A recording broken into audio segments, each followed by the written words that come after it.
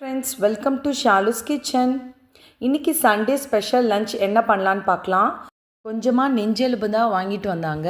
இதில் கொஞ்சமாக மஞ்சத்தூள், இஞ்சி பூண்டு விழுது போட்டு குக்கரில் விசில் கொடுத்து எடுத்துக்கலாம். ஒரு சைட் பார்த்திங்கன்னா 3 டம்ளர் அளவுக்கு அரிசி கழுவி வச்சாச்சு. சைட் பை சைடு இன்றைக்கி மீன் குழம்பு தான் செய்ய போகிறோம். ஸோ இன்றைக்கி மடவு மீன் தான் வாங்கியிருக்கோம். அதில் இந்த மீன் முட்டைலாம் கொடுத்துருக்காங்க பாருங்கள். நம்ம ஃபஸ்ட்டு கொஞ்சமாக பெசரி வச்சுக்கலாம். என்னென்ன போட்டிருக்கோன்னா மஞ்சத்தூள், காரத்தூள், காஷ்மீரி தூள், அப்புறம் தேவையான அளவுக்கு உப்பு, கொஞ்சமாக புளிப்புக்கு லெமன் ஜூஸ் ஆட் பண்ணியிருக்கேன். இப்போது இது எல்லாத்தையும் நல்லா பெசரி எடுத்துக்கலாம்.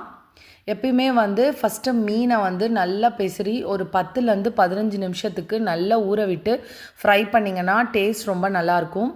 இந்த மீனோட டேஸ்ட் பார்த்திங்கன்னா மடவு மீன் ரொம்ப சூப்பராக இருக்கும். இது தனித்தன்மையாக ஒரு டேஸ்ட் கொடுக்கும்.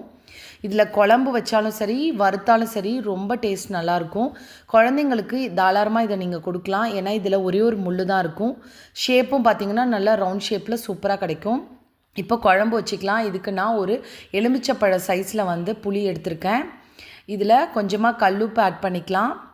கொஞ்சமாக தண்ணி ஊற்றி நல்லா இந்த மாதிரி கரைச்சி எடுத்துக்கோங்க. உங்களுக்கு எந்த அளவுக்கு குழம்பு தேவையோ அந்த அளவுக்கு நல்லா புளியை கரைச்சி ஒரு பாத்திரத்தில் சேர்த்துக்கோங்க. இப்போ இதில் வீட்டில் அரைச்ச மிளகாய்த்தூள் 2.5 டீஸ்பூன் நான் சேர்த்துருக்கேன். இது கூட காரத்துக்கு கொஞ்சமாக காரத்தூள் சேர்த்துக்கிறேன். இப்போது நான் 2 பழுத்த தக்காளியை இதில் நான் சேர்த்து நல்லா கைகளால் பிசைஞ்சு விட்டுக்கிறேன். உங்களால் இந்த மாதிரி செய்ய முடியலன்னா மிக்ஸி ஜாரில் நீங்கள் ஒரு கொரகொரப்பாக அரைச்சி இதில் சேர்த்துக்கோங்க. அதுவும் நல்லாயிருக்கும். இப்போ இந்த மாதிரி நல்லா நீங்கள் புழிஞ்சு எடுத்துக்கலாம். அதோடைய சாறு, சதைகள் எல்லாமே குழம்புல நல்லா மிக்ஸ் ஆகிடும். இப்போ இதில் கொஞ்சமாக மஞ்சத்தூள் ஆட் பண்ணிக்கலாம் ஒரு கலருக்கு. அதுக்கப்புறம் கொஞ்சம் கருவேப்பிலை ஆட் பண்ணிட்டேன்னா குழம்பு ரெடி ஆகிடுச்சு. நெக்ஸ்ட்டு இதெல்லாம் தான் நம்ம போட்டு குழம்பு வைக்க போகிறோம். தலை, உடம்பு பகுதி எல்லாமே. இப்போ ஒரு வாணலில் கொஞ்சமாக எண்ணெய் ஊற்றி கடுகு, வெந்தயம், சீரகம் போட்டிருக்கேன். எங்கிட்ட வடகம் இல்லை. உங்ககிட்ட வடகம் கிடச்சிதுன்னா அதை சேர்த்துக்கோங்க. மீன் குழம்பு உண்மையிலே சூப்பராக இருக்கும். அப்புறம் ஒரு சின்ன வெங்காயத்தை கட் பண்ணி நான் சேர்த்துருக்கேன். மீன் குழம்புக்கு பார்த்திங்கன்னா சின்ன வெங்காயம் போட்டிங்கன்னா சூப்பராக இருக்கும். என்கிட்ட பல்லாரி வெங்காயம் தான் இருந்தது. அது ஒரு சின்ன சைஸ் கட் பண்ணி சேர்த்துருக்கேன். இப்போது ஒரு கைப்பிடி அளவுக்கு பூண்டை நல்லா தட்டி சேர்த்துக்கோங்க. மீன் குழம்புக்கு பூண்டு முக்கியமாக சேர்க்கணும். அப்போ தான் நல்ல வாசனையாகவும் உடம்புக்கு ரொம்ப நல்லதாகவும் இருக்கும். இப்போது சாதம் வெந்துருச்சு, நம்ம வடித்து எடுத்துக்கலாம். நான் வடித்தட்டில் வச்சு தான் வடிக்கிறேன். இது கொஞ்சம் ஈஸியாக இருக்கும். தட்டில் வடிக்கிறவங்கலாம் கையில் ஊற்றிப்பாங்க. இதுனா அழகாக ஸ்டிஃபாக நமக்கு நின்றுடும். ட்ரை பண்ணி பாருங்கள். நெக்ஸ்ட்டு இப்போ பூண்டு, வெங்காயம் நல்லா வதங்கிடுச்சு. இப்போ கரைச்சி வச்சுருந்த புளி தண்ணி, காரம் எல்லாத்தையும் இதில் சேர்த்துடலாம். இப்போ இது சேர்த்ததுக்கப்புறம் நல்லா கரண்டியில் கலந்து விட்டுருங்க. உண்மையாக இந்த மாதிரி ட்ரை பண்ணி குழம்பு வச்சு பாருங்கள், சூப்பராக இருக்கும். நிறைய பேர் அதில் மிளகாத்தூள்லாம் ஆட் பண்ணி வதக்கிட்டு குழம்பு வைப்பாங்க. அதுவும் நல்லா தான் இருக்கும். பட் இது ரொம்ப நல்ல டேஸ்ட் இருக்கும்.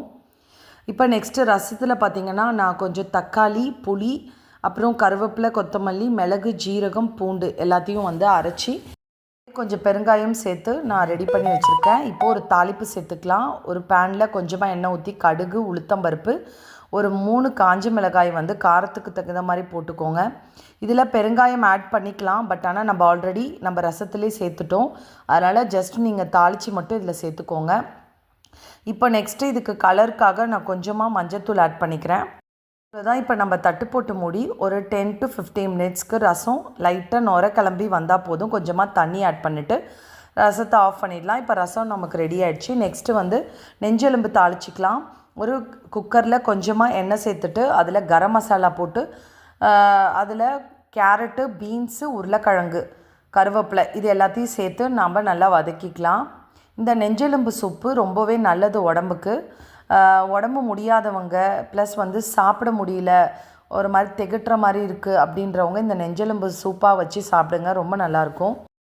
பார்த்திங்கன்னா நான் ஒரு வெங்காயமும் 1.5 தக்காளியும் மிக்சியில் கொரகொரப்பாக அரைச்சி சேர்த்துருக்கேன். இதில் கொஞ்சமாக காரத்தூள், காஷ்மீரி தூள், நெக்ஸ்ட்டு உப்பு சேர்த்து நல்லா வதக்குனிங்கன்னா இதோட பச்சை வாசனை போய் எண்ணெய் பிரிஞ்சு நமக்கு மேலே வரும். இதில் அந்தளவுக்கு எண்ணெய் சேர்க்கக்கூடாது. 1 டீஸ்பூன் அளவு தான் சேர்க்கணும். நெக்ஸ்ட்டு வேக வச்சுருந்த நெஞ்செலும்பு சூப்பை இதில் சேர்த்துடலாம்.